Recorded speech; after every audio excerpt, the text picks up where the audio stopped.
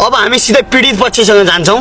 पीडित पक्ष तपाईँ चाहिँ के चाहनुहुन्छ? अब पत्रकार दियो मैले धेरै बल्ल तल्ल दुःख गरेर पाएको बुढी एक कमरा छोराले भगाइदियो। यसलाई श्रम शोषणमा जागिदिनु पर्यो। यसो होइन पत्रकार दियो, यसले आफ्नो बुढीलाई आत्मसन्तुष्टि दिन नसकेर यसको बुढी मसँग भागेको हो। त्यसैले यसलाई तुरुन्तै मानहानिमा जागिदिनु पर्यो। एउटाले भन्छ श्रम शोषण, अर्कोले भन्छ मानहानि मुद्दा।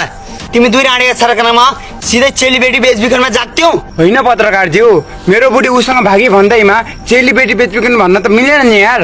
दर्शकबिन, यहाँ प्रष्ट देखिन्छ कि एउटा व्यक्तिले आफ्नो श्रीमतीलाई सरासर 15 लाखमा बेचेको, अनि सो किनिलिने व्यक्तिले पैसा तिर्न नसकेर अनि उसले चाहिँ नामसारी गर्न नसकेको देखिन्छ। पत्रकार दियो आफ्नो बुढी पनि कसैलाई बेच्छ र? अलि मुख समातेर बोल्नुहोस्, अहिले फेरि गाह्रो पर्ला। देख्नुहुन्छ दर्शकबिन, एउटा मामुली झारपातले सिधै सामाजिक सञ्जालमा आएर मैले मेरी श्रीमती 15 लाखमा बेच्याउ क्या चुडाउने चुडा गरे। कहाँ छ हाम्रो पुलिस प्रशासन? कहाँ छ हाम्रो कानुन? के यही हो लोकतन्त्र?